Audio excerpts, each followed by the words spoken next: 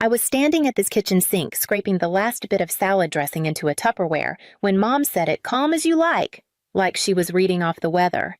"We're out of oat milk again. Can you pick some up on your way home from work?" I didn't look up. I just pressed the lid down and asked, "Is this for you or for Lauren's hormones?" She didn't laugh. She never does when it's about Lauren. "It's for her tea," she said, folding the grocery list like it was a church bulletin. "She needs to relax before her flight." I paused. "What flight to Reykjavik? Didn't she tell you a beat? It's for her women's retreat." "Iceland. Cold air is good for resetting cortisol levels." The faucet kept running. My hands were wet. I turned around slowly. "She's going to Iceland." Mom blinked like I'd asked something odd. "Just a few days. Spa resort. It's all very holistic. She's been so stressed lately, Cassie." I stared at her. Iceland, spa, holistic, stressed. That was the word she used, not irresponsible, not unemployed for 19 months, not the reason I've been covering the mortgage, the groceries, the phone plan, the utilities, and apparently now the oat milk for Icelandic hormonal balance. How's she paying for it? "She won it," Mom said quickly. "A raffle or something online." "Of course she did. She won a retreat to Iceland in a raffle," I repeated. "Yes." A pause. "Don't sound so skeptical, Cassie. She deserves something good." I dried my hands slowly. The edge of the dish towel caught on my ring. "When I got promoted to team lead last year, you said congratulations and then asked if I could help with the water bill. That was your whole response." Mom's face tightened. "That's not fair." "No," I said. "It isn't." From the hallway, I heard the jingle of keys. Lauren breezed into the kitchen like it was her private runway. She was wearing the parka I gave her last Christmas. The one she said was too boring. She looked radiant. She opened the fridge. "Where's the oat milk?" I didn't answer. Mom handed her the folded list. "Cassie's picking some up." Lauren kissed her cheek. "Thanks, sis," she said without looking at me. Then she floated out the door just like that. I watched the door close behind her. The silence after felt heavier than before.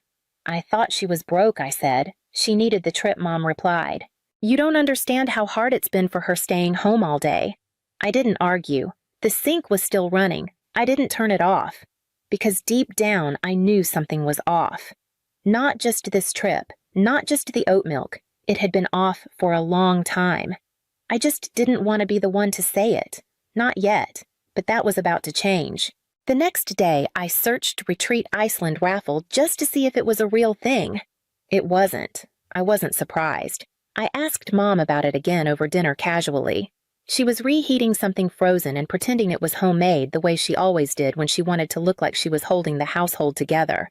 So, what kind of raffle was it? She blinked, then looked down at the microwave like it had just said something inappropriate. "Just a travel sweepstakes thing," she said. "You know how Lauren is with those online entries. She's always entering something." I took a bite of dry meatloaf and nodded slowly. Funny she didn't say anything. She usually brags about things like that. Mom gave me a look. "She probably didn't want to upset you. You've been working so hard lately." That was new. Concern. "I'm not upset," I said, and I wasn't. Just tired. Tired of being treated like the backup generator of the household. Always humming, always running, only noticed when something breaks. The next morning, the credit card company called. I was in a meeting when I saw the number flash across my phone. I let it ring twice, then answered something in me said I shouldn't wait. "This is Andrea from Goldline Credit." The woman said polite but firm. "We're calling to verify some activity on your account." I stepped out of the room. "What kind of activity?" "Multiple high-value transactions out of Reykjavik, Iceland," she said. "Luxury lodging spa services retail." "Just confirming you're traveling." I closed my eyes. "No," I said. "I'm not." A pause on her end. "Would you like to freeze the card?" "Yes," I said, immediately. $24,000. That's how much had been charged to my gold card in under 3 days. I scrolled through the itemized report she emailed me: boutique hotel, private tour, thermal spa, 4 restaurants, and something labeled Glacier Heli Excursion. I forwarded it to myself, then printed it at home. I left the pages on the table where Mom always read her paper. I didn't say anything. That evening, I came home to a strangely calm living room. Mom was folding laundry with extra purpose. Dad, who rarely spoke unless ESPN was on, cleared his throat. She didn't mean anything by it, he said. I waited. The card was just lying there. You always leave it out, Mom added. It's not like she stole it. I picked up the page from the table, held it up. $24,000 in 3 days. She thought it was expiring, Mom said quickly. She didn't want it to go to waste. I stared at her. She said that I asked. Mom hesitated, more or less. I didn't say another word, just picked up the paper and went upstairs. On the voicemail, Lauren's voice was chipper. Hey, sis, she said. Looks like the card stopped working. Can you fix that? I still need to book the ice cave tour. Love you. She hung up without waiting for a reply. I didn't tell them right away that the card was frozen. They found out the next morning when Lauren called from the hotel lobby. Mom was in the living room pouring her third coffee of the day. The mug said, Grateful Heart on the front. She says her card isn't working. Mom said, phone to her ear. I didn't look up from my laptop. No, it isn't. She blinked. You turned it off, I reported it stolen. I said calmly. Dad from his recliner. That seems excessive. She took it without asking, I replied. That's theft, last I checked. Mom's voice was tight. You always overreact. Lauren called again. I didn't answer. She left a voicemail. Seriously? You canceled it. I have things booked, Cass. That's incredibly immature. I was going to get you something. That last part, I don't know why that made me laugh. Maybe because it was said with such confidence, as if a t-shirt from a tourist shop justified $24,000 in unapproved charges. Later that day, Mom knocked on my bedroom door. She hadn't done that in years. We need to talk, she said. I shut the laptop. She stepped in and sat down like she still had authority in the room. She's stranded. She's in a 5-star hotel. She has no food money. She ordered truffle risotto last night. It's on the invoice. She's your sister. That again. That ever-reliable script. Family. Obligation. The eldest daughter as contingency plan. I sat up straighter. Do you remember when I was in college and got that stomach ulcer from working 3 part-time jobs? Mom looked uncomfortable. You're bringing that up now. I called you crying, I said. I needed help with a hospital bill. $2,000. Silence. You told me Lauren needed braces more. She pressed her hands together. That was a different time. It was always a different time. She looked older in that moment, not just tired, but exposed. Like the lines around her eyes weren't just from age, but from holding a mask too long. Then she did something I didn't expect. She reached over and put her hand on mine. I know we didn't always treat you fairly, she said. But right now, she really needs you. I didn't pull away, but I didn't nod either. I thought of the voicemail, the receipt, the way Lauren said, fix it, like I was tech support, not her sister. I thought about the day I turned 16 and they gave her a car and me a savings bond. I thought about the time she borrowed my rent money to start a business and then bought concert tickets. And I thought about the house, the deed in the drawer, the one Dad signed over to me 5 years ago when he couldn't cover the back taxes. The deal was simple. I pay, I own it. I thought about all of that and then I smiled. Okay, I said. Mom looked up surprised, relieved. You'll help. I stood and walked to the dresser, pulled open the top drawer and took out a different card. Black, clean, unused. This one's still active, I said, handing it to her. Book her whatever she needs. She took it like it was forgiveness, like the world was right again. I watched her leave the room, and then I picked up my phone and called someone I hadn't spoken to in a while. Grandma, I said, are you still looking for kitchen help at the cafe? The next few days were strangely quiet. Lauren's calls slowed down after the third voicemail. She'd moved from cheerful to annoyed to something that sounded like passive apology. She never said the word sorry, but there were enough sighs and drawn-out pauses to let me know she thought that counted. Mom started moving with a little more softness. Less commanding, more suggestion, like offering a cup of coffee when I came home. Like asking how work was but not waiting for the answer. And me, I smiled. I nodded. I said yes. I handed them a card. It wasn't the gold one. That one was gone dead buried. This one was black newer. It had been sitting in the back of my drawer for over a year.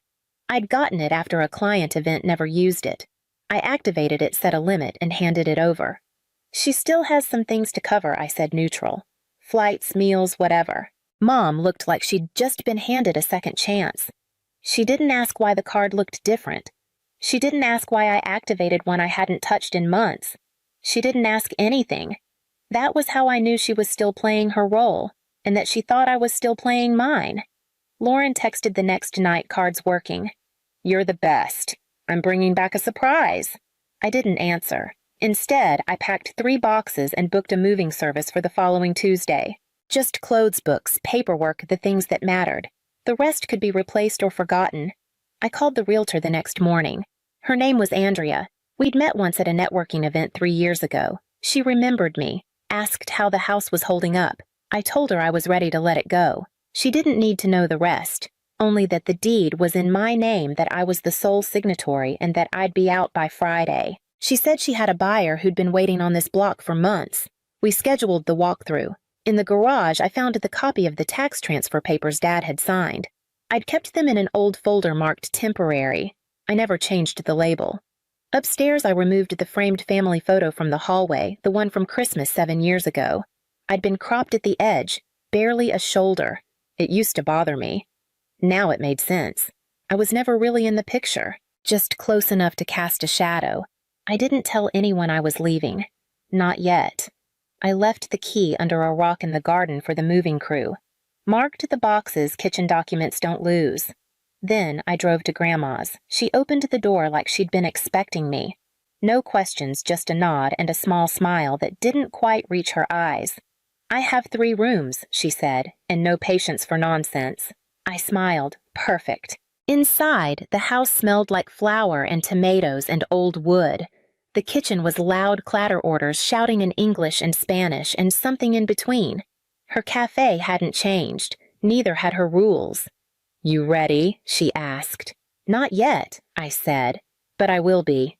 She wiped her hands on a towel and looked me in the eye. They'll show up. When they do, I'll handle it. I know, and I did. They came back on a Thursday, mid-afternoon. Sky half-cloud suitcase wheels dragging over the walkway like a warning. I was waiting. Not inside the house. On the porch swing. Lauren got out of the car, first, smiling like we were sisters who actually talked. You came to pick us up. I didn't answer. Dad grabbed the bags. Mom reached for her keys. She tried the lock. Then again. She looked at me confused. Did you change the door code? No, I said. I changed the lock. She blinked. Why, you don't live here anymore. She laughed that dry, clipped laugh she used when something made her uncomfortable. Cassie, come on. I stood up slow, walked down the steps, and handed her a manila envelope. Inside, signed closing documents. Sale confirmation. Wire transfer receipt. Andrea had worked fast. The buyers were moving in on Monday. I sold it, I said. Lauren frowned. Sold what? The house. Her face fell like a dropped plate. You can't do that, she snapped. That's illegal. This is Dad's house. Dad opened the envelope. His face went pale before he even reached the second page. Cassie, you signed the deed to me 5 years ago, I said quiet. Remember when the IRS came? He opened his mouth, closed it, sat down on the curb like he needed air. Mom's voice sharpened. You had no right. I looked at her, and for the first time in years, I didn't flinch. I paid the back taxes. I've paid the mortgage, the bills, the maintenance, the repairs. For half a decade, I've kept this house standing. You just lived in it. Lauren stepped forward. So, where are we supposed to go? I handed her a second envelope. She opened it. Inside, an address, a set of keys, and a sticky note in Grandma's handwriting. Room upstairs. Work starts at 6. Apron on by 5:45. Mom stared at the paper like it was written in code. You sent our things to your grandmother's. I sent your things to your mother, I corrected. And she agreed to take you in. As long as you pull your weight, Lauren scoffed. You think she can tell me what to do? She's been doing it since before you were born. Dad finally spoke. What about the card? I turned to him. Which one? The black one. The one we used. Oh, I said. That wasn't mine. Lauren stiffened. What? That card was yours, I said, meeting her eyes. You opened it 2 years ago, left it in a drawer when you quit that copywriting job. I never used it, she snapped. You did now. She looked at the paper in her hand, then back at me. You're lying. I didn't reply. The moving truck pulled into the driveway. The new owners stepped out, a couple with a baby and a dog, beaming. I turned back to my family. You have 3 days to vacate Grandma's guest rooms. Mom's mouth opened, closed. I didn't wait for what came next. I walked to my car, started the engine, and left. No speech, no last word. The house was already gone. So was I. It was quiet for a while after that. No calls, no voicemails, no late-night knocks on my door. Just peace. I moved into a small apartment on the other side of town. Nothing fancy. 2 rooms, soft light, no shared walls. The kind of silence you don't realize you've missed until you finally get to keep it. Work picked up. I stopped checking my bank balance 3 times a day. I stopped flinching when the phone rang. I bought flowers for my own kitchen table, not because it was anyone's birthday, just because I liked the color. Then one morning, Grandma called. She never starts with small talk. They're adjusting, she said. I didn't ask who. Your mother scrubs pans slower than I'd like, but she's doing it. Your father learned how to fold napkins poorly. And your sister, she finally figured out how to clock in on time. I didn't say anything. Grandma sighed. They're not saints, but they're different. Some things can only be learned by sweat. That night I couldn't sleep, not from regret, just weight. The kind you don't realize you've been carrying until someone names it for you. The next week I stopped by the cafe, not to talk, just to see. The back door was propped open. The usual smells garlic oil yeast wrapped around me like a coat I hadn't worn in years. Through the kitchen window I saw them. Lauren wiping down Counter's hair, tied back sleeves rolled. Dad folding paper menus into neat stacks. Mom, hands in dishwater mouth, pressed into a line. None of them looked up. I didn't go inside. I just stood there watching. Not with anger, not with pity. Just clarity. They looked like people who were finally being asked to hold up their end, and for once, no one was reaching for my wallet. I walked back to my car. Later that week, I got a letter, handwritten. My name in careful cursive I hadn't seen since childhood. Inside one line, you were right. I just didn't want you to be. Mom. No apology, just that. It was enough. I folded it, slid it into a shoebox with a few other things I hadn't thrown out yet. An old photo, a birthday card from Grandma, the receipt for the back taxes I paid the year they nearly lost everything. I didn't cry. I didn't smile. I just closed the lid. Months passed. Seasons changed. Sometimes I'd hear about them secondhand through Grandma or a friend from church. Lauren got a second job. Dad fixed the cafe's leaky pipes. Mom started baking again. None of it made me feel anything big, just something small. Like, maybe... The ground had settled. One Sunday, I walked by the old house. New paint, new flowers, a tricycle in the driveway. I didn't stop, didn't slow down, because this wasn't a story about getting back what I lost. It was about leaving before I lost myself, and making sure no one ever erased me again.